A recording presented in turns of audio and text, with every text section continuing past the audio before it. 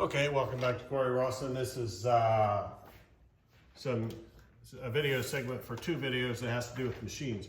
One is my assertion that a hydraulic device is a simple machine, and I'll let you know why. The other one is a demonstration about torques to determine the mass of that, which is not 50. Okay, I argue that a hydraulic device is a lever. If you look at the definition for a machine, it's got to have one action.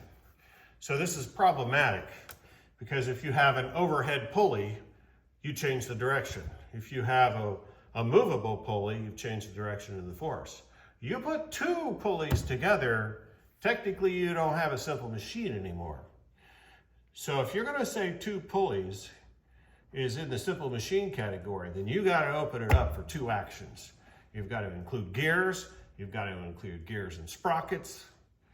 And I'm going to argue that this is a lever. It doesn't have a fulcrum. It's got an input force and an output force. It's got an input distance and an output distance, which are not the same. The smaller one has a larger distance and a smaller force, larger distance, equal work in the absence of friction and efficiency. What doesn't it? It's a lever. It's a lever without a fulcrum, I will argue. So I think this should be included as a simple machine. All right, back to here. I've got a 4-beam balance here with a 50-gram mass, and this is a torque slab. So I've got a fulcrum right here where this tips, and if you measure in centimeters from the fulcrum to where, right above where this hangs, and you get a force and a radius, a mass times a gravity times a radius to give you a force. And over here you have a radius to where the middle of that rider is. And you've got a mass times a gravity times a radius. This mass is your unknown. And you can determine the mass of that rider. It's not 50.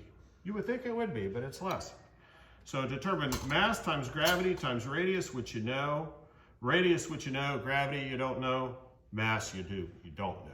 So you can solve for the mass of this. You can take it apart there and weigh it if you could get it off of here and check your percent error. By the way, gravity is the same on both sides of this. So balances do indeed measure mass, not weight, which is why it's okay to have the units in grams. This will give you the same answer on the moon, where the gravity is much less. Okay. This is videos, by the way, demonstrations 10 and 13. 10 and 13.